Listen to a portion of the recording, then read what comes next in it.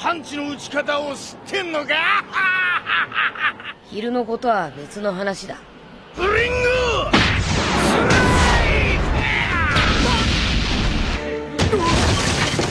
スプリングホッパー海賊の恥さらしども。Kelangsungan hidup adalah satu-satunya mata uang yang berlaku. Bagi kru topi jerami, nilainya merosot tajam. Terluka dan kehabisan pasokan, mereka bukan lagi predator Grand Line, melainkan mangsa yang terdesak. Di belakang mereka, kapal angkatan laut memburu tanpa henti. Sebuah predator baja yang dingin dan efisien. Para perwira di geladaknya melihat kepanikan kru, menafsirkannya sebagai kelemahan. Mereka salah, itu bukan kelemahan, itu adalah kelelahan tempur di ambang batas. Ketegangan di internal kru nyaris memuncak. Sanji, sang juru masak, menjadi titik ledak, dituduh menyimpan sumber daya, sebuah tuduhan yang lahir dari keputusasaan. Di tengah kekacauan itu, Zoro sang pengintai melaporkan anomali di depan, sebuah zona maritim yang oleh para pelaut disebut tirai iblis. Lautan ganas yang bahkan peta pun menolak untuk mengakuinya. Bagi angkatan laut, itu adalah batas yurisdiksi. Protokol mereka jelas, putar balik. Nggak ada catatan pengejaran yang sepadan dengan risiko kehilangan aset negara di perairan terkutuk itu. Namun bagi Nami, sang navigator, anomali itu adalah sebuah celah, sebuah peluang. Dengan presisi, seorang ahli pemecah sandi yang membaca algoritma alam. Dia membantu kapal melewati manuver mustahil, menggunakan badai sebagai selubung. Mereka berhasil lolos. Di baliknya, mereka menemukan apa yang seharusnya gak ada. Sebuah pulau tanpa nama, sebuah titik buta di peta dunia. Sensor tidak mendeteksinya, keberadaannya adalah sebuah anomali. Saat mendarat, mereka tidak disambut, melainkan diuji.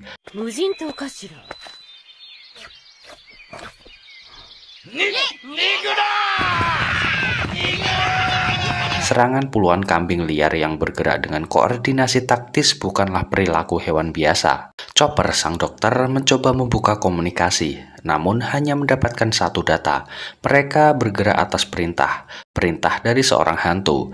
Wujud monster Chopper yang terpaksa ia keluarkan untuk bertahanan diri akhirnya memancing dalangnya keluar. Seorang pria tua, rapuh, namun matanya menyiratkan kewaspadaan paranoid. Dia bukan sekedar penghuni, dia adalah penjaga. Dia menuduh mereka sebagai agen yang dikirim untuk mengambil hartanya. Sebuah istilah yang terasa terlalu berat untuk sekedar emas. Stres akibat konfrontasi memicu kondisi jantungnya yang kritis. Chopper, terikat sumpahnya, terpaksa menstabilkannya. Luffy, sang kapten, melihat sebuah jalan masuk. Bukan karena kebaikan hati, tapi karena kalkulasi strategis. Dengan mengambil alih pekerjaan pria tua itu, mereka mendapatkan akses tanpa batas. Kru topi jerami berubah menjadi sel tidur, menyamar sebagai pelayan sambil memetakan setiap sudut pulau. Zoro melakukan patroli perimeter dan laporannya mengkonfirmasi kecurigaan awal. Sebuah kapal bajak laut tua tersembunyi di puncak bukit. Sebuah kontradiksi strategis. Kapal tidak dibangun untuk diam di darat.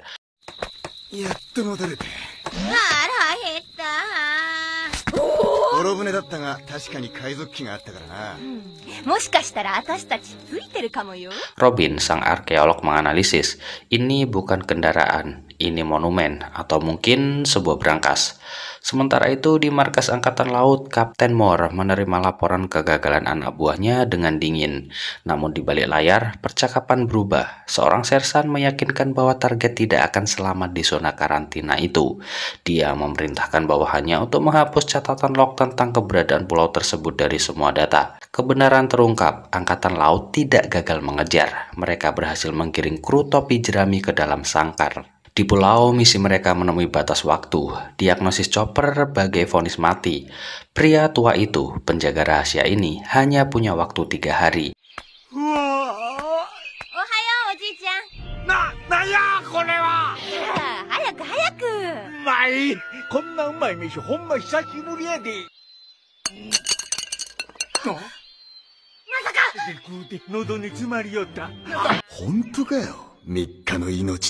Pagi harinya, sebuah catatan dari intelijen Angkatan Laut sampai ke tangan kolonel. Sebuah arsip berdebu berumur 20 tahun tentang seorang buronan bernama Zeni. Keringat dan tenaga kru topi jerami terhisap habis dalam kerja Rodi membangun kapal milik kakek Zeni. Namun pengakuan sang kakek mengguncang. Kapal itu bukan kendaraan, melainkan kuburan yang ia persiapkan untuk dirinya sendiri.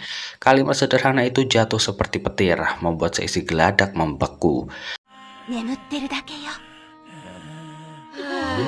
Di markas Angkatan Laut, laporan baru masuk. Seorang sersan melacak keberadaan kru Mugiwara.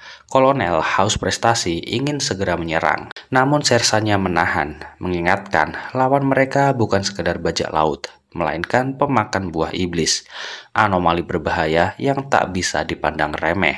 Di sisi lain, Zeni tetap tenang. Ia duduk menyantap hidangan, bermain catur melawan Nami. Saat Luffy dan kru kembali dengan hasil buruan, Zoro menatap curiga. Ia nggak percaya ucapan bahwa umur sang kakek hanya tinggal 3 hari. Faktanya Zeni tampak sehat, bahkan menolak obat racikan Chopper. Kecurigaan itu menular ke kru lain. Mungkin saatnya mereka meninggalkan pulau ini. Namun masalah baru meledak. Nami mempertaruhkan kapal mereka dalam permainan catur melawan Zeni dan kalah. Emosi kru pun memuncak. Usopp bahkan mendesak untuk kabur, tapi Luffy menolak. Baginya taruhan adalah janji, dan janji harus ditepati. Untungnya Robin turun tangan, dan kecerdikan dingin ia mengalahkan Zeni di papan catur, membalikkan keadaan.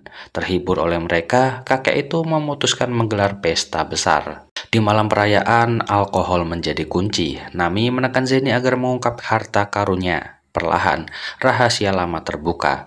Ia bukan bajak laut, melainkan rentenir, pemberi pinjaman bagi mereka. Uang jarang kembali dengan sukarela, jadi ia menagih dengan intimidasi, hingga para bajak laut membayar dengan harta. Tapi 2 dekade lalu ia ditipu, terjebak di pulau ini lebih dari 20 tahun. Membangun kapal di puncak bukit sebagai simbol bahwa jiwanya nggak pernah menyerah. Meski kini usianya renta, semangat itu belum padam sama sekali. Luffy menanggapinya dengan tawa khasnya. Menjadi bajak laut gak kenal usia, ujarnya enteng. Kalimat itu menusuk jauh lebih dalam dari yang ia sadari. Bagi Zeni, kata-kata itu bukan candaan, melainkan panggilan. Fajar menyingsing dan angkatan laut akhirnya tiba. Kapal perang berlabuh, pasukan turun mengepung. Kolonel yang licin memainkan sandiwara. Ia memuji Luffy karena mengalahkan krokodil, pura-pura nggak berniat menyerang, bahkan mengizinkan mereka pergi. Namun, kru menyadari aroma jebakan. Dari bukit, Zeni melihatnya lebih jelas. Ini bukan negosiasi, ini perangkap. Usopp pun disergap, membuktikan bahwa semua ini hanyalah tipu daya. Kolonel tertawa puas. Ia membayangkan 2 trofi jatuh ke tangannya, harta karun Zeni dan kepala Luffy. Tapi dunia jarang berjalan sesuai rencana. Dari puncak bukit terdengar gemuruh kayu dan baja yang digerakkan tekad. Kapal buatan Zeni meluncur menuruni lereng, bagaikan hantu masa lalu yang menolak dikubur. Kemunculannya memecah udara, mengejutkan angkatan laut dan kru topi jerami sekaligus. Kakek Zeni akhirnya merasakan mimpi yang selama 2 dekade terkubur. Layar kapalnya mengembang, kayu berderit menantang ombak, dan ia kembali berlayar meski hanya sekejap. Senyum tuanya bukan sekedar kegembiraan, tapi pengakuan bahwa hidupnya nggak berakhir di pulau sunyi itu.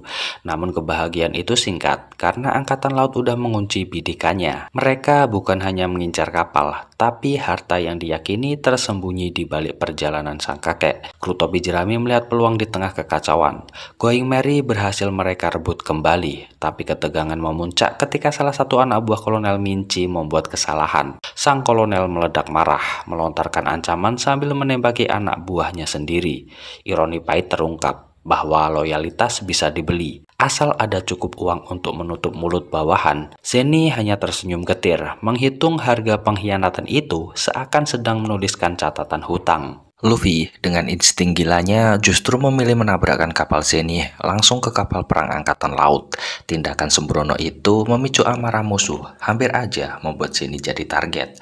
Namun sang kakek masih punya sekutu, kawanan kambingnya yang bergerak bak pasukan gerilya, menabrak, menanduk, dan menciptakan kekacauan di geladak musuh. Untuk sesaat, kekuatan alam yang liar itu membuat angkatan laut kewalahan. Tapi harga dari kegilaan itu mahal.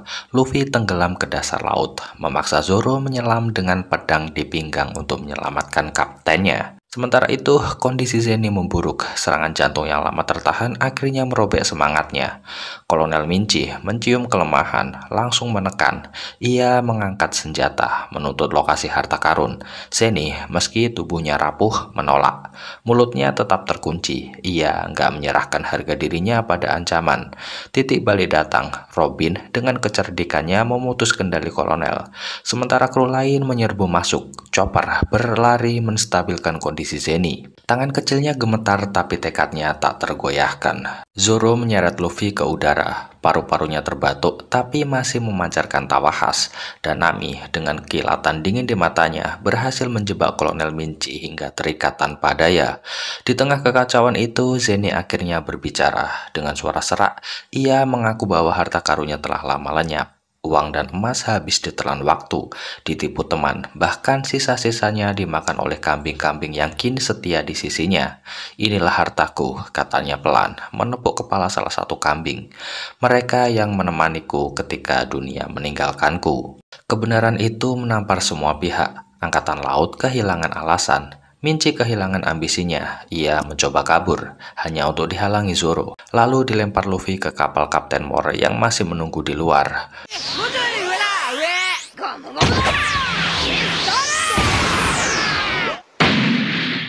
Moore tidak menutupi niatnya. Dengan wajah dingin, ia menyatakan bahwa Mugiwara tetap buruan. Pertarungan berikutnya hanya soal waktu dan tempat. Luffy dengan gaya khasnya menunjuk ke lautan berkabut penuh batu karang, tempat berbahaya yang sebelumnya mereka gunakan untuk lolos. Tantangan pun resmi dilemparkan. Saat debu reda, mereka berpisah dengan Zeni. Kapal-kapal angkatan laut hancur. Kru Mugiwara kembali mengibarkan layar Going Merry. Sementara Zeni berdiri di geladaknya. Tubuh rapuh tapi sorot matanya kembali menyala. Chopper menatap ke belakang, bergumam bahwa obatnya mungkin hanya mampu menunda kematian. Tapi ia berharap meski sejenak, Zeni bisa kembali merasakan hidup sebagai bajak laut. Dan di antara hembusan angin laut, kru Mugiwara melanjutkan perjalanan. Optimisme mereka kembali tumbuh bersama keyakinan bahwa suatu hari nanti mereka akan kembali bertemu dengan kakek tua itu.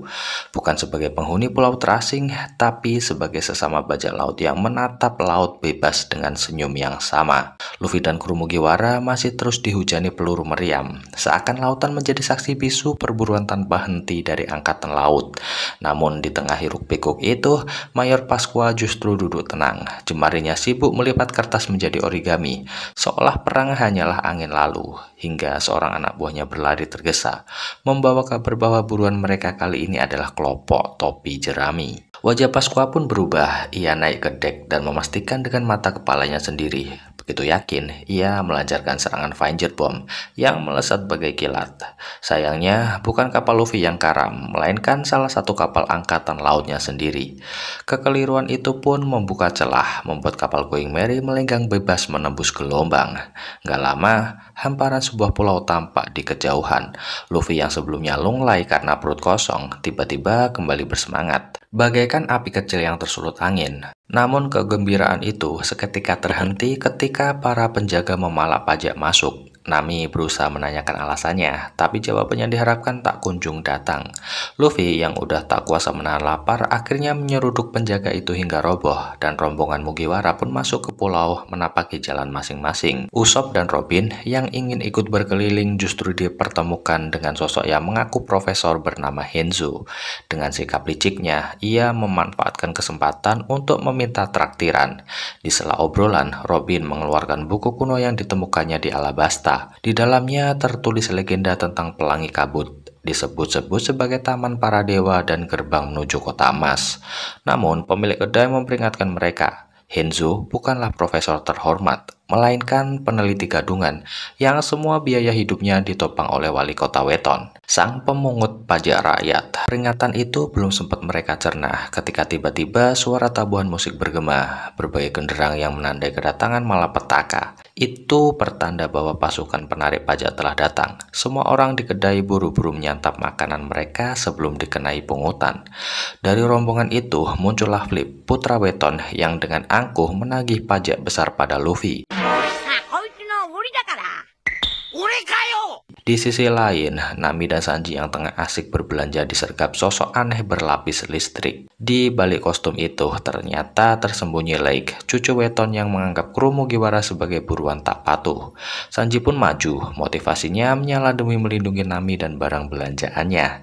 Namun petir buatan Lake terlalu kejam. Setiap sambaran listriknya bagai ular menyambar, membuat Sanji terpental dan terkapar. Meski ia sempat menghindar, Lake kembali melancarkan serangan yang lebih besar, memaksanya mundur dan menyelamatkan diri bersama Nami.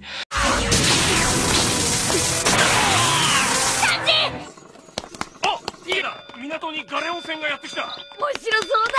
行ってみようぜ。おい、待てよルフィ。 Sementara itu, di pelabuhan, mata Luffy membelalak kagum saat melihat kapal raksasa tua bernama Tarielisin. Kapal itu bagaikan raksasa yang tidur di tepian waktu, dengan tubuh rentan namun masih menyimpan wibawa. Henzo yang penuh rasa ingin tahu segera naik, mengeluarkan alat penelitiannya, lalu disusul oleh Luffy dan kru lainnya. Mereka terpesona melihat perabotan dan perlengkapan yang masih utuh, seakan kapal itu membeku dalam aliran waktu, meski nyatanya udah hanyut 50 tahun yang lalu. Tiba-tiba radar Henzo berbunyi nyaring, bagai lonceng peringatan. Dari kejauhan, kabut pelangi muncul, berputar seperti tirai ilusi yang menelan segalanya.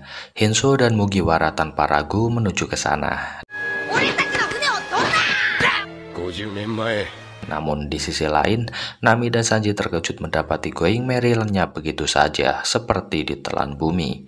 Dan ketika kabut semakin pekat, Luffy beserta yang lain mendapati diri mereka berada di Epps Concert, kuburan kapal legendaris, tempat di mana ratusan kapal terdampar dan membisu, serta sebuah kutukan lama bergaung. Siapapun yang masuk nggak akan pernah bisa kembali. Cerita berlanjut ketika kapal Going Merry telah benar-benar masuk ke dalam zona kabut pelangi. Luffy masih aja berulah seperti bocah culun yang nggak pernah kehilangan rasa penasaran.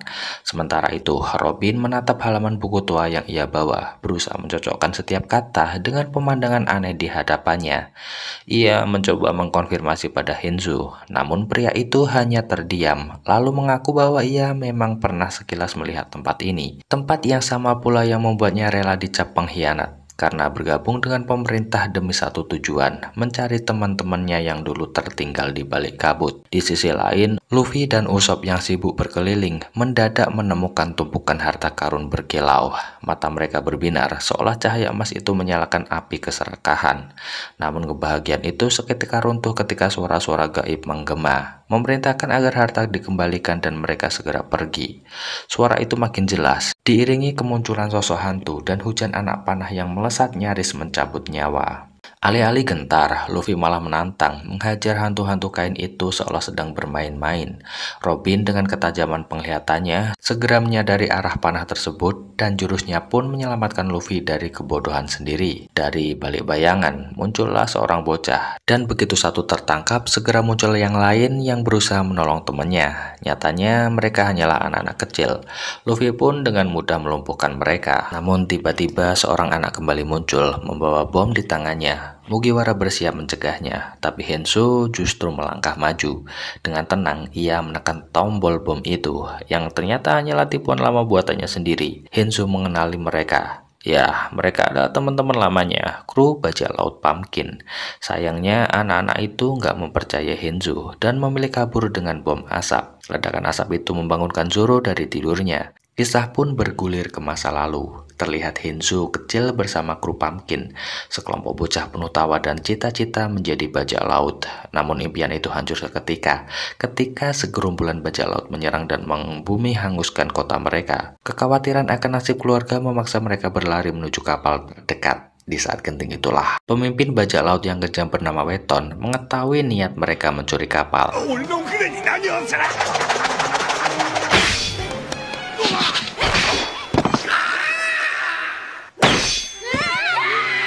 Pertarungan pun pecah, meski hanya anak-anak, kru Pumpkin mampu melawan dengan kecerdikan mereka. Namun begitu kabut pelangi tampak di depan mata, Weton sengaja merusak kemudi agar kapal karam. Kepanikan melanda, apalagi salah satu kru kecil itu sempat tertangkap. Beruntung kapten mereka berhasil menyelamatkannya. Di tengah situasi itu, Henzo kecil mengambil keputusan. Ia merakit bom buatannya sendiri, mengorbankan diri demi membuka jalan bagi teman-temannya. それっきり。 Ia berjanji akan menyusul mereka, tapi yang terjadi justru berbeda.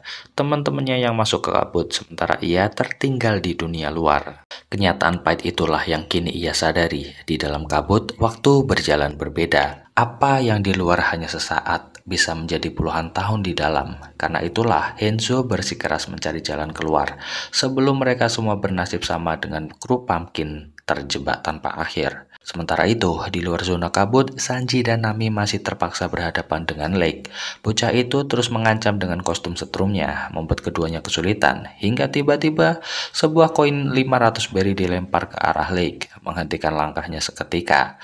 Dari balik bayangan, seorang muncul dan memberi peringatan tentang Apes Concert, zona dalam kabut pelangi yang diyakini menyimpan harta tak ternilai. Ucapan itu membuat mata Nami berbinar penuh semangat, hatinya seolah diseret oleh gemerlap emas. Namun semangat itu langsung dipadamkan ketika sang wali kota Weton tiba lebih dulu, berdiri menghadang, melarang siapapun mendekati tempat terlarang tersebut. Hanzo yang terbangun dari mimpi buruk panjangnya selama 50 tahun, hanya satu hal yang selalu dia impikan, bisa menyelamatkan sahabat-sahabatnya. Kini setelah akhirnya berhasil bertemu lagi, dia masih diliputi rasa ragu.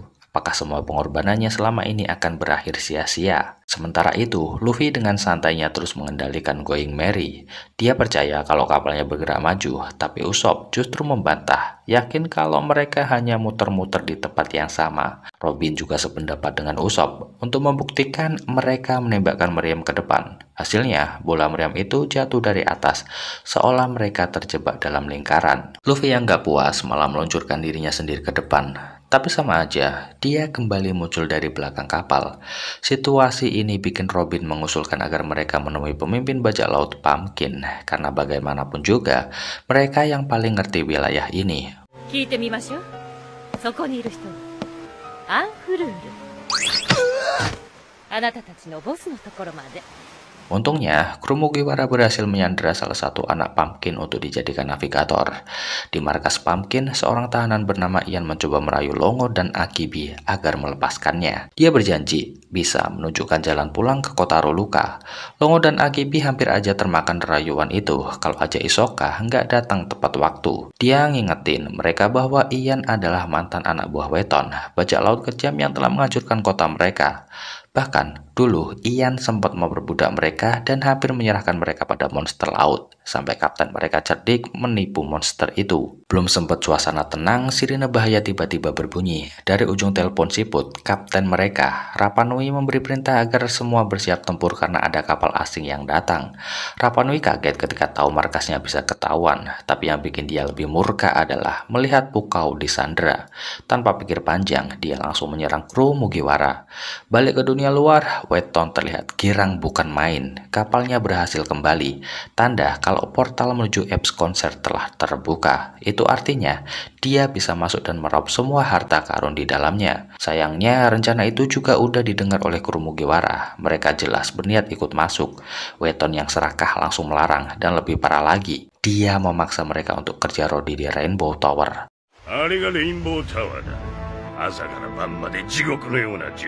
Flip yang ditugasin mengantar malah sempat teralihkan perhatiannya oleh kabut pelangi. Karena rahasia keluarganya makin bocor, Weton memerintahkan anak buahnya segera menghubungi Hanzo. Di dalam kabut, Luffy masih berhadapan dengan amarah Rapa Nui. Padahal dia udah menjelaskan kalau mereka bukan mau merampas harta, hanya ingin tahu cara keluar dari zona ini. Anak buah Pumpkin pun sempat membela, mengatakan kalau Mugiwara sebenarnya baik. Tapi Rapa Nui tetap keras kepala. Usopp akhirnya ambil inisiatif. Dia membawa makanan banyak-banyak untuk mencairkan suasana, mengajak mereka makan bersama.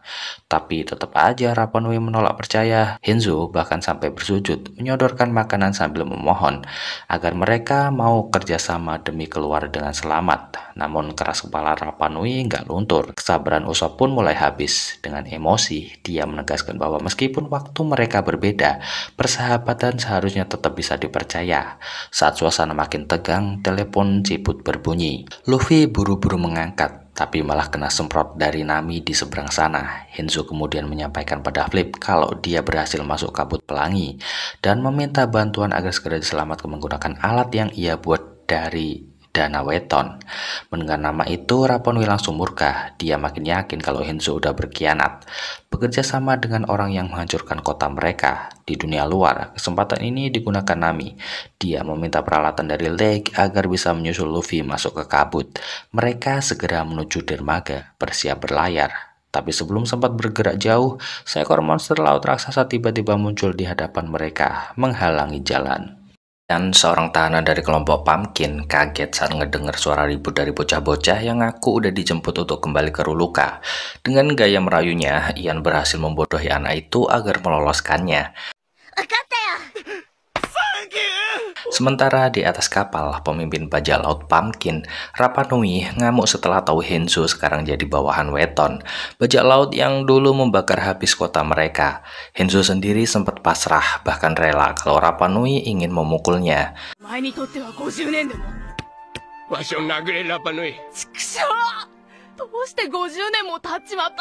Tapi beruntung, ceramah no jutsu ala Usopp yang udah bilang kalau Henzo pasti udah melewati perjalanan panjang penuh penderitaan, akhirnya bisa meluluhkan hati Rapanui. Dipandu Usopp, keduanya berniat berjabat tangan sebagai tanda berdamai. Sayangnya, tingkah Luffy yang petakilan malah bikin momen sakral itu gagal total. Luffy dengan isengnya melempar keduanya, sampai-sampai mereka terlempar ke dalam dimensi asing yang aneh. Berpindah ke kota, Nami masih berusaha masuk ke kabut pelangi. Tiba-tiba, sesosok monster laut muncul dan menyerang. Nami hampir celaka, tapi beruntung ada seseorang yang menyelamatkannya dengan lemparan koin.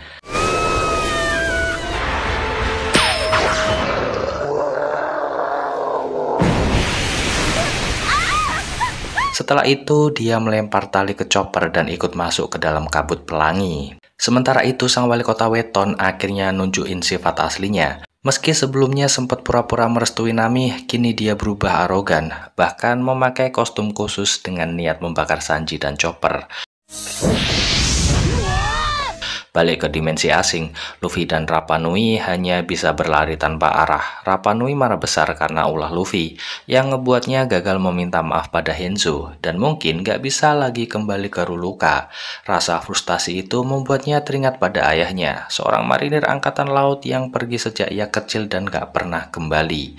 Saat terjebak di tempat ini, Rapanui gak sengaja nemuin kapal sang ayah. Tapi meski udah mencari ke setiap sudut, dia nggak nemuin siapapun di sana. Setelah ngedengar cerita itu, Luffy justru ngambil kesimpulan sederhana. Kalau pengen ketemu teman-temannya, mereka hanya harus terus bergerak maju, jangan berhenti.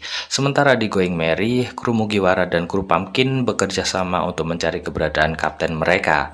Nggak lama kemudian, Nami akhirnya berhasil kembali bertemu dengan rekan-rekannya, tentu sambil membawa harta karun sebanyak mungkin yang sempat ia comot. Melihat kondisi muram di atas kapal, Nami mengabaikan sikap Luffy dan langsung mendesak agar mereka segera pulang.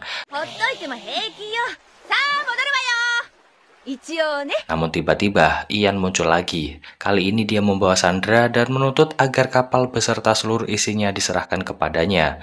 Awalnya Nami cuek, tapi karena mendapat ancaman, mau gak mau ia memberikan tali dan kapal yang ia bawa dari kota Ruluka.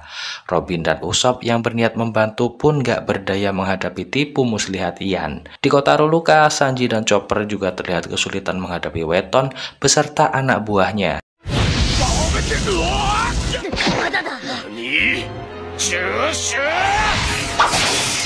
Gak lama kemudian, Ian muncul dengan sebuah kapal penuh harta. Saking senangnya, dia sampai salah melaporkan hasil rampasannya kepada atasannya. Kembali ke dalam kabut pelangi, kru Mugiwara dan Pumpkin masih sibuk mencari cara keluar dan sambil membawa harta yang ada. Sementara itu, Rapanui makin terlihat kelelahan, bahkan hampir menyerah. Doi mulai berhalusinasi tentang ayahnya, seolah-olah masih ada di dekatnya. Di sisi lain, Weton yang melihat peluang emas langsung menyiapkan Rainbow Tower, alat ciptaannya untuk membuka akses masuk ke kabut pelangi. Dia memerintahkan anak buahnya untuk segera masuk dan meraup semua harta karun yang bisa mereka temukan.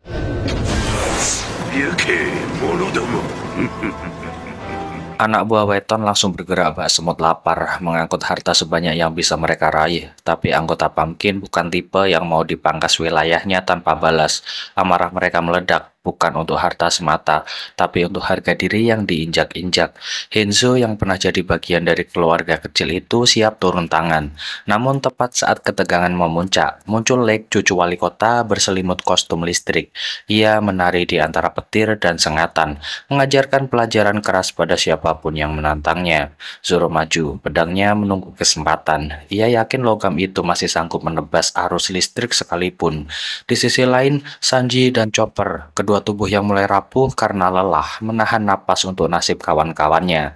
Sanji mencoba menenangkan, berkata dengan setengah candaan, kalau ada yang harus takut, itu seharusnya si wali kota. Tahu sendirilah, kalau Luffy udah mulai ribut, bakal ada badai yang datang.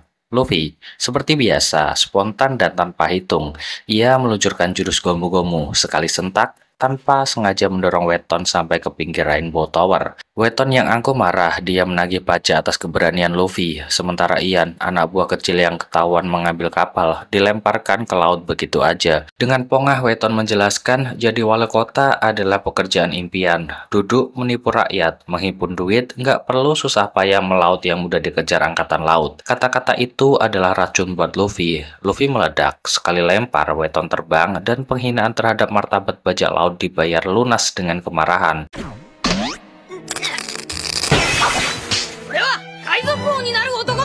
Zoro yang udah babak belur hampir roboh sebelum Robin turun tangan, membendung sambaran Setrum Lake.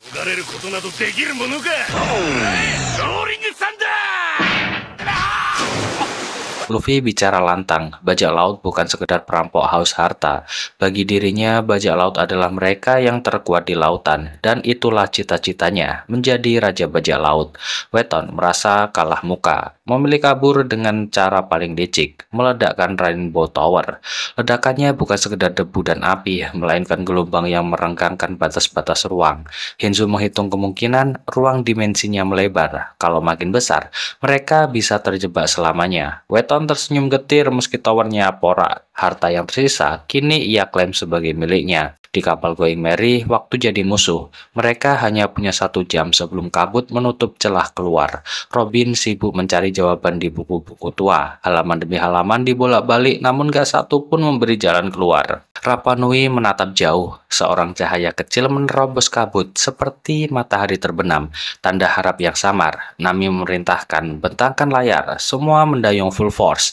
Tapi kerjasama belum tercapai. Tubuh kapal berputar-putar seperti lingkaran yang kehilangan arah.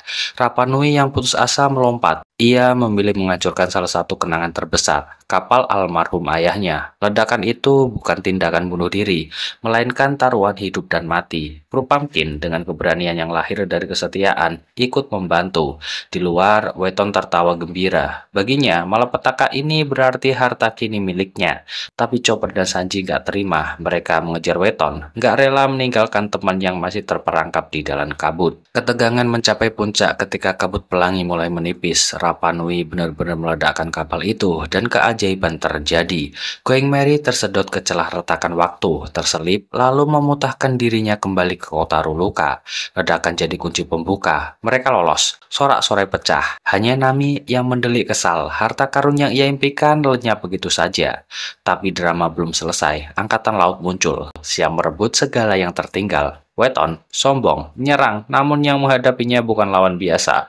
Tubuh yang menegaskan kebenaran muncul dari balik asap. Ternyata mereka adalah sisa-sisa kru Pumpkin yang selamat, berubah menjadi penjaga yang menegakkan hukum mereka sendiri. Rapa Nui menceritakan kisah pasca ledakan, pengorbanan, hilangnya waktu, dan bagaimana mereka bangkit kembali. Kini Rapa Nui dihadapkan pada pilihan berat, bertindak sebagai hakim terhadap Weton atau memberi ampun kepada Luffy yang baginya telah berjasa. Rapa Nui memilih belas kasih, Luffy dilepaskan. Keputusan itu seperti menutup bab yang rumit. Henzo akhirnya mendapatkan kepercayaan warga Ruluka, sementara kru Pumpkin kini dianggap sebagai formasi angkatan laut sendiri, melanjutkan pelayaran mereka dengan filosofi yang tetap membumi. Luffy dan topi jerami, mereka meneruskan perjalanan. Layar kembali tegak menantang angin, sementara gelombang menutup ikut jejak mereka.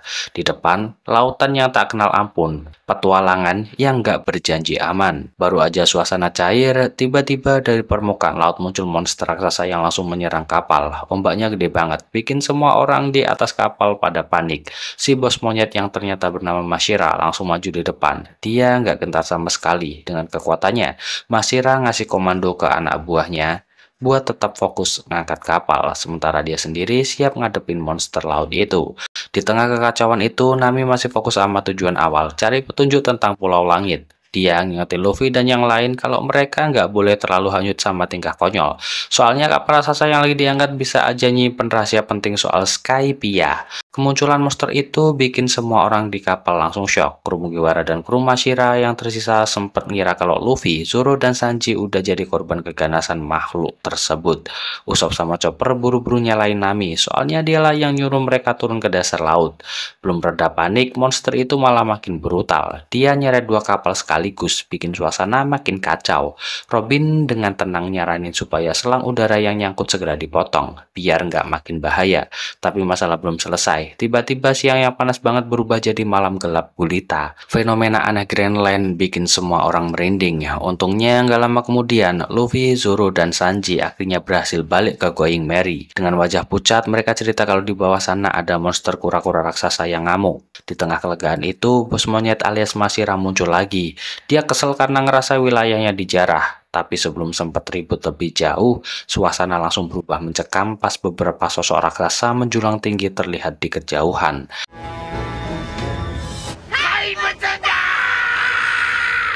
Tanpa banyak mikir, kru Mugiwara langsung mendayung sekuat tenaga buat kabur. Setelah akhirnya sampai di area yang agak aman, mereka pada curhat soal anehnya fenomena Grand Line. Baru sadar juga kalau Mashira kebawa naik ke kapal mereka. Chopper masih gemeteran berharap nggak ketemu monster macam itu lagi, sementara Usopp berusaha menghibur dengan omongan besar. Nami di sisi lain marah-marah lagi. Dia kesel karena semua barang yang dibawa Luffy, Zoro, dan Sanji dari kapal karam tadi nggak ada satupun yang bisa jadi petunjuk ke Pulau Langit. Baginya, informasi lebih penting daripada harta kosong. Untung, Robin bisa nenangin dengan nunjukin Eternal Post yang berhasil dia ambil diam-diam dari kru Mashira. Melihat arah yang ditunjukin Eternal Post, mereka akhirnya mutusin untuk menuju kota Jaya.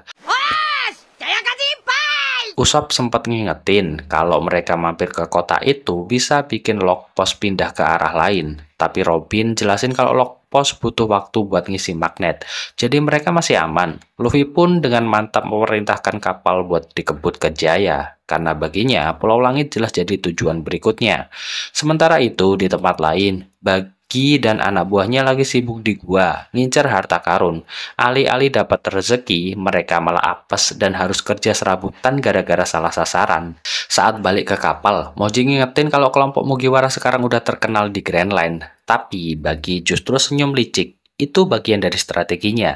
Dia sengaja biarin bounty Luffy naik setinggi mungkin. Biar saat nanti dia berhasil ngalahin dia, harga dirinya juga ikut meroket. Obrolan mereka ke distract sama Alvida yang bilang kalau mereka bahkan gak tahu posisi Luffy sekarang.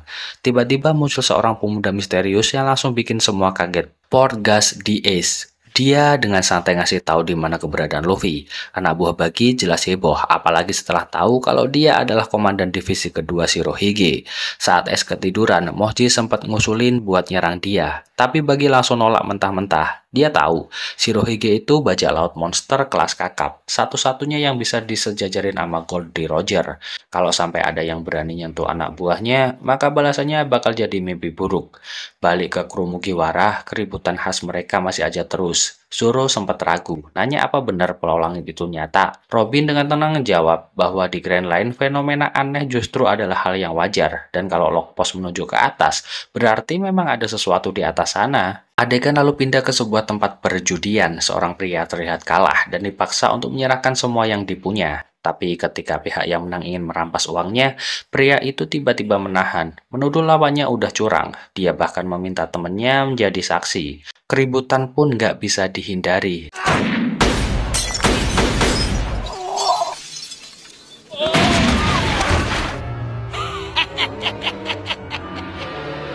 balik ke kru Mugiwara, Usopp masih belum melihat tanda-tanda pulau yang mereka cari. Suasananya terlalu tenang dan damai, sampai bikin mereka agak lengah. Tapi tiba-tiba kepanikan muncul Chase, ketika 3 burung camar yang terbang di atas mereka jatuh begitu aja. Chopper sadar burung itu dia tembak, tapi kru lainnya susah percaya, karena mereka belum melihat daratan, apalagi musuh. Pindah ke sebuah kota, si penembak jitu justru menyesal karena gagal menjatuhkan burung-burung itu dengan sempurna. Lalu seseorang mendekatinya, nanya seberapa terkenal dirinya di kota itu. Karena jawabannya sombong, dia malah dipukuli habis-habisan. Orang lain di sana pun menjelaskan kalau pria yang barusan dihajar adalah anggota kelompok berbahaya, yaitu kelompok Roshio. Sementara itu, kapal Going Merry makin dekat dengan kota. Kru Mugiwara terlihat antusias, apalagi Usopp yang terpukau melihat banyak kapal berbendera bajak laut berjejer di pelabuhan. Balik ke rumah judi, keributan makin besar. Orang-orang mulai memuji keberanian pria yang berhasil mengalahkan Roshio hanya dengan sekali serangan. Sosok itu ternyata Bellamy, anak buah Roshio yang coba menolong kaptennya juga kaget karena Bellamy muncul sendiri. Di sisi lain, Luffy dan Zoro udah nyelonong masuk kota. Nami yang khawatir mereka bikin masalah langsung nyusul. Sanji ikut membuntuti, sementara Usopp dan Chopper diminta menjaga kapal. Saat menjelajah, mereka sempat nolongin kakek tua yang jatuh. Sebagai ucapan terima kasih, si kakek kasih apel dan Luffy langsung melahapnya. Gak lama ledakan besar terjadi, rupanya apel itu jebakan berisi bom. Kembali ke perjudian, orang-orang yang berkerumun melihat kerusakan akibat pertarungan Bellamy dan Roshio. Nami masih aja gelisah, merasa kota ini terlalu berbahaya buat mereka. Mereka terus berjalan sampai tiba di sebuah hotel yang cukup tenang. Tapi penjaganya bilang tempat ini itu udah dipesan penuh oleh kelompok Bellamy. Bahkan dia menyarankan Luffy dan krunya untuk segera pergi. Nggak lama, Sarquis, anak buah Bellamy muncul, mengejek dan merendahkan kru Mugiwara. Luffy hampir terpancing, tapi Nami buru-buru menahannya. Kelompok Bellamy sendiri ternyata udah tahu soal Luffy dan menganggap bounty 30 juta berin miliknya nggak ada apa-apanya dibanding pemimpin mereka. Mereka juga yakin Mugiwara nggak bakal bisa bertahan di era baru yang akan datang. Nami yang masih kesel akhirnya melampiaskan emosinya di sebuah kedai. Pemilik kedai menjelaskan, kota ini memang selalu jadi persinggahan orang-orang kuat. Dia juga bilang lock post mereka baru akan terisi 4 hari lagi. Kalau nggak mau ribut, sebaiknya mereka pergi aja. Anehnya, Luffy malah nyambung banget ngobrol sama pemilik kedai itu. Bahkan sampai adu cepat pesan makanan. Saat suasana agak cair, Bellamy tiba-tiba datang mencari Luffy. Dia pesan minum paling mahal, mentraktir Luffy dan seluruh anak buahnya. Langsung memenuhi kedai. Saat Luffy minum, Bellamy dan anak buahnya ketawa terbahak-bahak, mengejeknya habis-habisan. Zoro hampir terpancing buat melawan, tapi Luffy tetap teguh, meminta mereka jangan meladeni. Nami yang fokus pada tujuan segera bertanya ke pemilik kedai soal Pulau Langit. Pertanyaan itu malah bikin semua orang terdiam sebentar lalu meledak dalam tawa. Bellamy menjelaskan, memang ada fenomena laut aneh seperti knock upstream, arus laut yang katanya bisa membawa kapal terbang ke langit. Tapi menurutnya itu hanya dongeng bodoh. Dia merendahkan bajak laut yang percaya hal-hal seperti itu. Bahkan menuduh Luffy dan krunya udah menodai nama bajak laut modern. Suasana jadi makin ricuh, tapi Luffy tetap menahan diri, memastikan Zoro nggak mengangkat pedang. Karena buatnya, meladeni orang seperti Bellamy hanya buang-buang tenaga saja. Anak buah Bellamy makin menjadi-jadi saat membeli Zoro dan Luffy, tapi keduanya tetap diem, nggak membalas sama sekali. Sikap itu bikin Nami bingung, dia nggak paham apa yang dipikirkan dua orang itu. Salah satu anak buah Bellamy lalu nyeletuk, katanya wajar kalau Luffy dan Zoro takut, soalnya mereka cuma bajak laut receh dibandingkan harga buronan Bellamy. Bellamy sendiri terus memprovokasi, sampai akhirnya jengkel dan nyuruh anak buahnya nyingkirin mereka.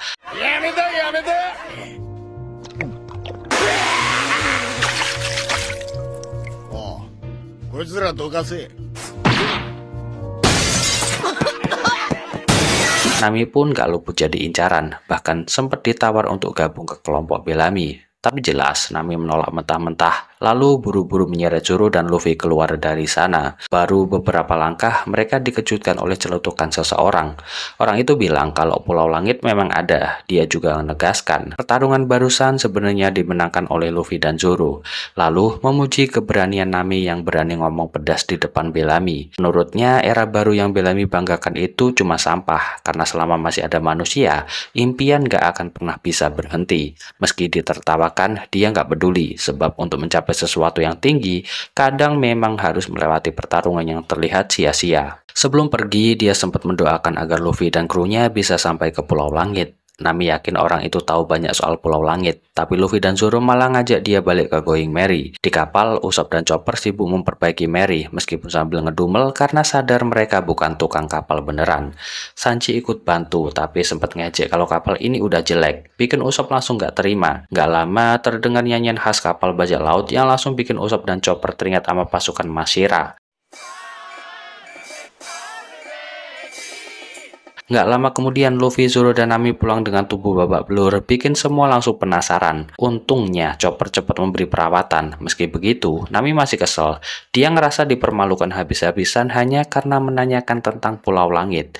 Kemarahannya bahkan sempat dia lampiaskan ke teman-temannya. Robin yang baru muncul pun kena semprot. Tapi dia tetap tenang, lalu memberikan peta yang dia temukan pada Luffy. Robin ngejelasin soal kota ini, dan juga tentang seorang bernama Mont Blanc Cricket, orang buangan dari Jaya yang mungkin tahu lebih banyak soal Pulau Langit. Sementara itu, di kapal lain, sekelompok bajak laut menggunakan teknik unik untuk melacak keberadaan musuh. Mereka adalah bajak laut Shoujo. Pemimpin mereka yang dengar kabar kalau krokodil udah kalah, berniat merebut posisi si Chibukai yang kosong. Dia juga pamer kemampuan yang dimilikinya, tapi Luffy jelas nggak tertarik sama sekali. Jawaban itu bikin si Kapten Shoujo murka, apalagi setelah tahu kalau kru Mugiwara sebelumnya menghajar Mashira, yang ternyata saudara mereka. Tanpa ragu, dia mengeluarkan teknik karaoke khasnya, hingga kapal Shoujo dan Going Merry sama-sama rusak parah. Nami pun segera memerintahkan untuk menjauh sebelum makin kacau. Di sebuah bar, orang-orang membicarakan aksi Robin sebelumnya. Obrolan itu ternyata didengar Bellamy yang langsung penasaran dengan informasi yang sedang mereka bahas.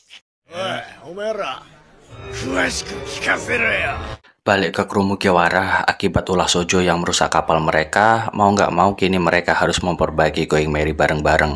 Tapi bukannya bantu, Luffy malah ikut-ikutan jadi perusak kapal. Setelah melihat peta yang Robin kasih, Nami yakin kalau mereka sebentar lagi bakal sampai di pulau pengasingan yang katanya cuma ditinggali oleh Mont Blanc Cricket. Rumor tentang gunung emas yang tersimpan di sana bikin Nami makin semangat buat cepat sampai. Begitu menepi, Luffy yang gak sabaran langsung masuk ke rumah yang ada di sana, tapi ternyata kosong melompong. Nami malah nemuin sebuah buku usang berjudul Norland si Pembohong. Sanji yang tahu buku itu berasal dari North Blue, langsung teringat kisah dongeng dari kampung halamannya. Ceritanya, sekitar 400 tahun lalu ada orang bernama Norland yang mengabarkan pada raja kalau dia menemukan pulau dengan gunung emas. Karena penasaran, sang raja bawa pasukan gede buat membuktikan cerita itu. Tapi pas sampai, yang ada cuma hutan biasa.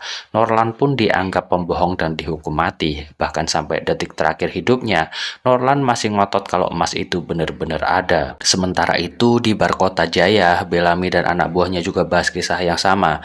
Mereka ngakak habis-habisan begitu dengar kalau ada keturunan Norland datang ke Jaya buat membersihkan nama leluhurnya. Balik lagi ke Luffy, dia tiba-tiba jatuh ke laut setelah memperhatikan sesuatu di sekitar rumah. Seorang pria muncul marah-marah sambil nuduh kru Mugiwara datang cuma buat ngincer emas. Sanji yang panas langsung meladeni, suruh ikut turun tangan, tapi tiba-tiba pria itu tumbang sendiri. Luffy yang sempat hampir tenggelam berhasil diselamatkan Usopp. Pria tadi pun dibawa masuk, dan Chopper memeriksa kalau dia kena penyakit penyelam.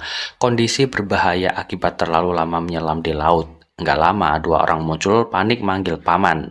Mereka ternyata Mashira dan Shoujo, dua bajak laut monyet yang sebelumnya sudah bikin ribut. Mereka kaget ngelihat Mugiwara justru merawat Cricket, paman mereka. Setelah sadar, Luffy langsung nanya soal Pulau Langit. Cricket cuma ketawa, heran. Masih ada aja orang percaya cerita itu. Tapi akhirnya dia cerita kalau dia adalah keturunan jauh Mont Blanc Norland.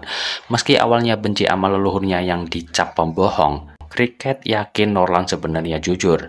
Karena itu dia memutuskan tinggal di sini buat cari gunung emas sebagai bukti. Mashira dan Shoujo sendiri ternyata cuma penggemar kisah Norland. Makanya mereka rela jadi anak buah Cricket. Luffy jelas nggak peduli soal emas. Dia cuma pengen tahu cara ke Pulau Langit.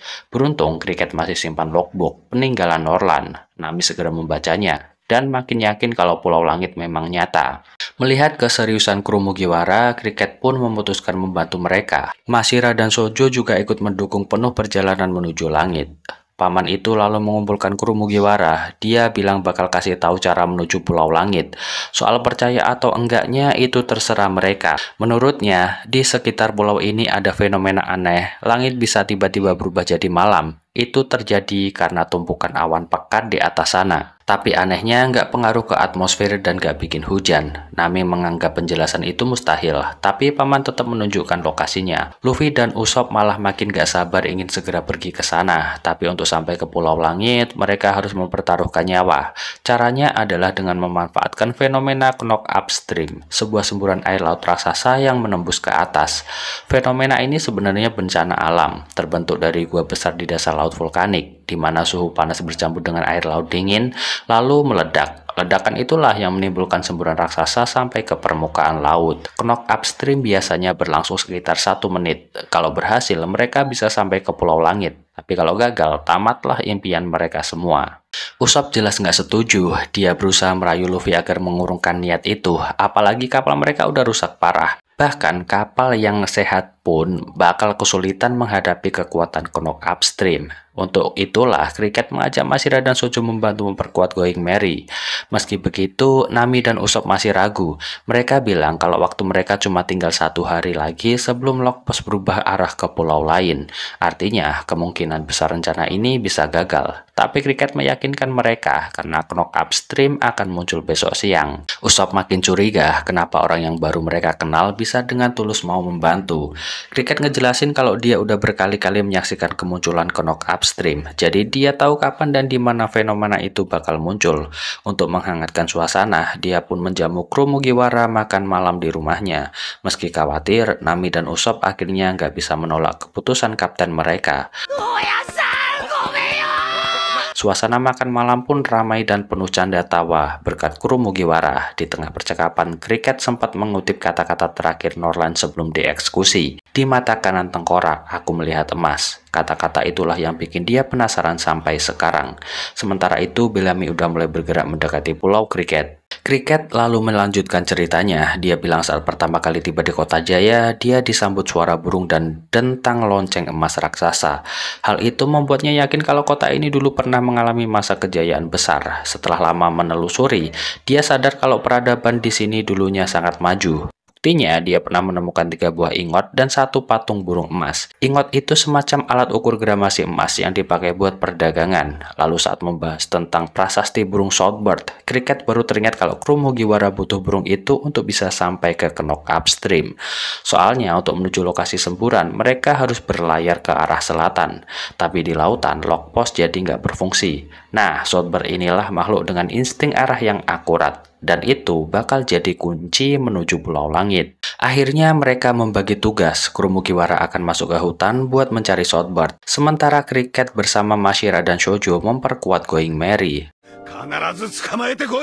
Perburuan pun dimulai. Usopp, Nami, dan Sanji yang satu tim malah langsung terjebak di zona penuh serangga. Bikin mereka heboh sendiri.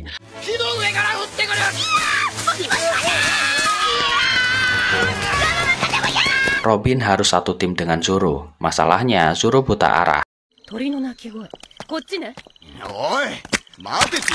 Sementara Luffy bersama Chopper, tapi Luffy malah sering gak fokus dan gampang terdistraksi.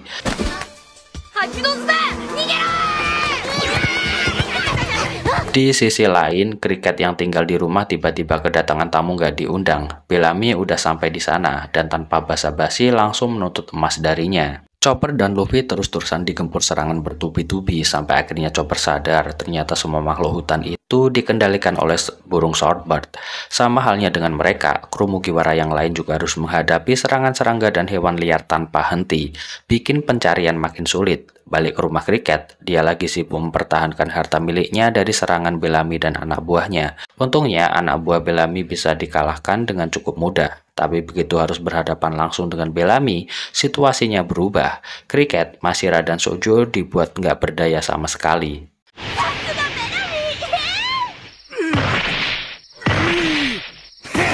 Tak butuh waktu lama, Bellamy dan anak buahnya berhasil menemukan emas yang disembunyikan Cricket. Tentu aja Cricket marah besar dan berusaha merebutnya kembali, tapi tenaganya udah terkuras. Sementara Bellamy masih dalam kondisi full power. Hasilnya, kelompok Cricket harus menerima kekalahan dan kehilangan emas berharga itu. Sambil pergi, Bellamy masih sempat mengejek. Katanya, kotak emas yang diceritakan Norlan hanyalah dongeng belaka. Perkataan itu bikin Cricket geram.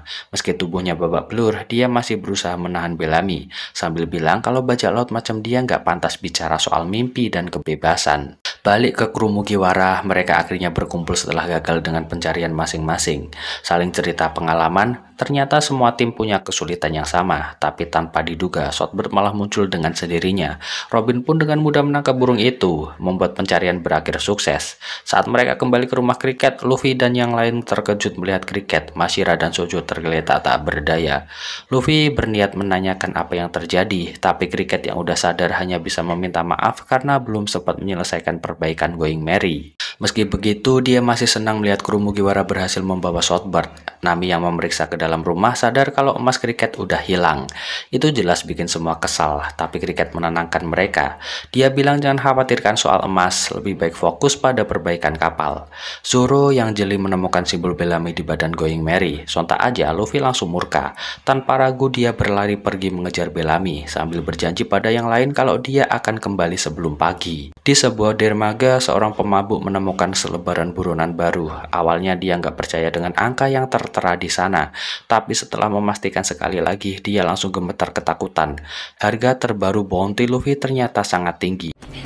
3時間よルフィ、それ以上出航を伸ばしたら空島へのチャンスをあんたが逃すことになるのよ。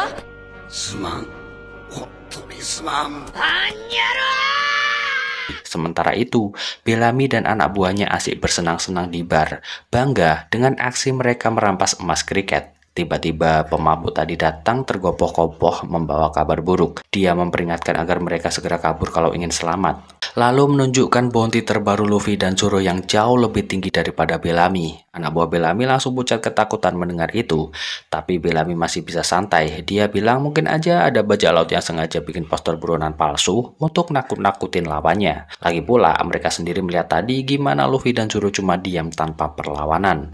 Di luar bar, Luffy udah sampai di lokasi. Dengan wajah dingin, dia menuntut Bellamy agar segera mengembalikan emas milik Cricket. Bellamy jelas nggak mau nurutin permintaan Luffy. Dia nganggap emas itu sebagai jarahan yang seharusnya nggak perlu dipermasalahkan lagi. Dengan penuh arogansi, Bellamy naik menghampiri Luffy. Masih sempat meremehkannya karena mengingat siang tadi Luffy sama sekali nggak berkutik di depannya. パンチの打ち方を知ってんのか。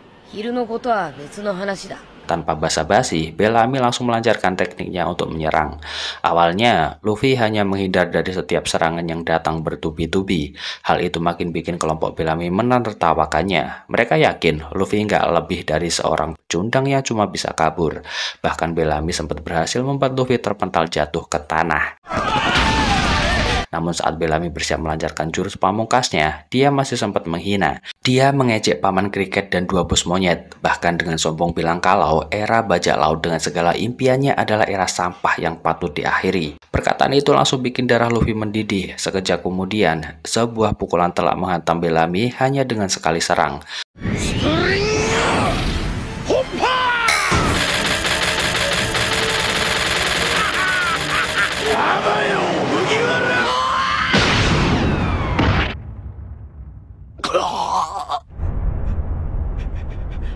Anak buahnya terdiam gak percaya. Awalnya mengira Bellamy cuma bercanda, tapi begitu melihat tubuh kaptennya terkapar gak bergerak, barulah mereka sadar bounty di selebaran itu bukan main-main.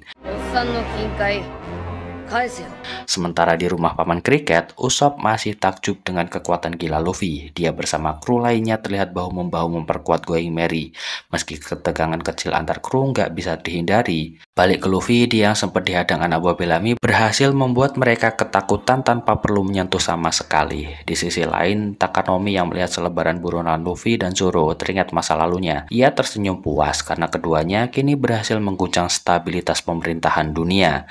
Pindah ke tanah suci Marijoa, seorang perwira angkatan laut melapor pada Gorosei, pemegang kekuasaan tertinggi dunia. Dia menyampaikan soal Seng, si rambut merah yang mengirim pesan untuk kelompok Shirohige. Meski menurut mereka hal itu nggak terlalu berarti, Gorosei cukup khawatir kalau sampai Seng benar-benar mengamuk, dunia bisa kacau. Untuk saat ini, mereka memilih fokus mencari pengganti krokodil. Karena bila salah satu dari tiga kekuatan besar kehilangan keseimbangan, dunia jelas akan terguncang. クロコダイルめ、厄介なことをしてくれたモンキー D. ルフィ。 Rapat pun digelar dengan mengundang para Shichibukai. Gak lama, Doflamingo dan Kuma muncul memenuhi undangan. Baru aja hadir, keduanya langsung bikin keributan karena gak sabaran. Untungnya, Sengoku Sang Buddha datang melerai, meminta maaf karena terlambat, lalu membuka rapat resmi ini. Sengoku udah menduga perwakilan Shichibukai yang hadir gak akan lengkap. Gak lama kemudian, Takanomi juga hadir. Ia memang bukan peserta rapat, hanya tertarik mengawasi karena kemunculan bajak laut baru yang mulai meresahkan. Suasana makin tegak ketika Lafitte, mantan penjaga kedamaian dari West Blue, tiba-tiba masuk. Ia mendengar kabar krokodil udah tumbang, lalu merekomendasikan seseorang untuk mengisi posisi kosong itu. Dialah Marshal Ditich, kapten dari kelompok Kurohige. Di kapal Shirohige, anak buah Sheng yang ditugaskan mengantarkan surat udah sampai, tapi bukannya dibaca, surat itu malah disobek oleh Shirohige. Ia udah tahu isinya tentang Ace dan Kurohige. Sebagai balasan, Shirohige hanya meminta Sheng datang sendiri kalau ingin bicara, sambil membawakan sakit terenak. Sheng yang mendapat laporan udah menduga hal ini. Ia pun bersiap berangkat sendiri, berjanji nggak akan tinggal diam bila pemerintah dunia ikut campur. Balik ke rapat, Lafitte dengan tenang memperkenalkan kelompoknya, bajak laut Kurohige. Dari kejauhan, kita diperlihatkan para anggotanya. Burgess si champion, Van Auger sang penembak jitu super cepat, Dokyu sang dewa kematian bersama kudanya yang sakit-sakitan, dan tentu aja Teach sang kapten, sosok yang kelak akan mengguncang dunia bajak laut. Balik ke Nami yang beringas. Soalnya Luffy udah telat 46 menit dari waktu yang mereka sepakati. Dia sampai bilang meski Luffy menang sekalipun, dia nggak bakal dimaafin kalau tetap telat. Untungnya nggak lama, Luffy akhirnya nongol juga. Rupanya dia telat bukan karena apa-apa, tapi gara-gara nyempetin cari kumbang dulu. Pas balik, dia langsung melongo lihat Going Merry yang udah berubah total. Tanpa basa-basi, Luffy segera ngucapin terima kasih ke pasukan monyet yang udah kerja keras. Dia juga balikin emas hasil rebutan ke Paman Cricket. Tapi karena waktu makin mepet, Cricket nyuruh Luffy langsung naik ke kapal. Kalau mau terima kasih, cukup ke Shoujo, Mashira sama pasukannya yang udah ngasih semua tenaga buat mereka. Mashira juga teriak nyuruh mereka cepet naik, soalnya waktu udah kepepet banget. Cricket yang sempat keinget ucapan Bellamy coba kasih motivasi terakhir ke pasukan monyet gunung, biar mereka ngeluarin semua tenaga buat misi pengawalan kali ini. Dan gak lama, kapal Mugiwara pun berangkat. Sebelum mereka jauh, Cricket ngingetin sekali lagi, dalam sejarah gak ada satupun orang yang berhasil membuktikan soal kota emas atau pulau langit. Banyak yang pasti nganggap mereka bodoh, tapi dia berharap Luffy dan kru nggak masalah sama ejekan begitu. Karena itu bagian dari tekad seorang laki-laki. Pindah ke kelompok Kurohige, mereka ternyata juga ngejar Mugiwara. Balik lagi ke kru, Shoujo ngingetin kalau mereka harus sampai di lokasi jam 11 siang. Untung mereka udah punya shortboard buat petunjuk arah, jadi masih bisa diandalkan. Gak lama anak buah Shoujo ngeliat awan hitam tebel di kejauhan, lebih cepat dari perkiraan. Shoujo langsung nyuruh anak buahnya nyelam buat ngecek lewat sonar. Satu-satu laporan masuk, dan dari pengalaman, Mashira langsung tahu arah mana yang harus dituju. Bener aja, pusaran air raksasa mulai terbentuk. Robin nyuruh Nami cek log pos, dan ternyata jarumnya nunjuk langsung ke awan itu. Shoujo sama Mashira buru-buru ngikat Going Merry biar makin deket sama pusaran. Tinggal ikutin arus, mereka langsung kesedot. Dari wajah kru, jelas semua tegang, kecuali Luffy yang malah makin semangat. Tiba-tiba muncul monster laut yang bikin panik makin menjadi. Di titik ini, Shoujo dan Mashira harus berpisah dari mereka. Nami, Usopp, sama Chopper sempat coba bujuk Luffy buat balik. Tapi dengan wajah berbinar, Luffy tegas bilang dia nggak mau lewatin kesempatan ini. Mereka makin dekat ke inti pusaran, tapi mendadak masuk ke lautan tenang. Nami sadar ini udah masuk ke permukaan Konok upstream. Tapi masalah baru muncul, kelompok Kurohige nongol ngehadepin mereka. Teach sambil membawa poster bounty Luffy dan Zoro bikin Sanji sewot karena namanya nggak ada di situ. Untung Shoujo langsung ingetin biar nggak terpecah fokus. Bener aja, sesaat kemudian laut mulai bereaksi, menyemburkan air dengan kekuatan luar biasa, membentuk pusaran yang menembus ke langit. Going Merry pun mulai ketarik ke atas, tapi di tengah perjalanan, mereka ngerasa kapal mulai melambat. Untung Nami cepat sadar, dia langsung nyuruh semua kru bentangkan layar. Selama masih ada angin dan air laut, insting navigasinya yakin bisa bawa Going Merry terus naik. Dan benar aja, kapal kesayangan mereka yang udah diperkuat dengan penuh kerja keras itu, akhirnya meluncur menuju tempat impian, Pulau Langit. Sementara di sisi lain, kru Kurohige ribut sendiri. Mereka kesal karena buruan utama mereka berhasil lolos begitu aja. Balik ke kelompok Mugiwara, Going Merry akhirnya berhasil menembus awan Emperon Imbus. Semua langsung bengong dan takjub melihat pemandangan lautan awan luas di depan mata. Tapi sempat ada momen panik, soalnya Usopp tiba-tiba nggak bernafas. Untungnya nggak lama dia sadar lagi, meski sempat bikin jantung kru yang lain hampir copot. Meski udah lega, Nami masih penasaran, kenapa log postnya tetap aja nunjuk ke atas. Artinya tujuan mereka ternyata masih lebih tinggi lagi. Cuma masalahnya, mereka belum tahu gimana caranya naik ke atas sana. Usopp yang udah pulih malah makin kepo. Tanpa ragu, dia langsung nyemplung ke lautan awan itu buat berenang. Awalnya dia seneng banget, soalnya ngerasa berenang di sini gampang banget, nggak ada hambatan. Tapi lama-lama kru lain curiga karena Usopp nggak muncul-muncul lagi ke permukaan. Luffy buru-buru pakai jurus gomu-gomunya. Dibantu Robin, mereka kerjasama buat nyelamatin Usopp. Untung aja berhasil, tapi pas ditarik ke atas, mereka kaget banget. Soalnya ada beberapa monster yang ternyata lagi ngejar Usopp dari bawah awan. Zoro sama Sanji langsung sigap maju buat ngelawan makhluk-makhluk aneh itu. Belum cukup sampai situ, tipisnya oksigen bikin mereka semua harus adaptasi lagi buat bisa bernafas normal. Hewan-hewan aneh yang mereka lihat di awan ini bikin Robby makin yakin. Menurutnya, makhluk-makhluk itu kemungkinan besar adalah biota yang dulu diceritain Norland, dan mereka udah berevolusi supaya bisa hidup di langit. Chopper yang masih penasaran sama Pulau Langit coba nyari tahu arah. Tapi malah dia yang kaget karena ngelihat ada sebuah kapal yang tiba-tiba dihancurin sama sosok misterius.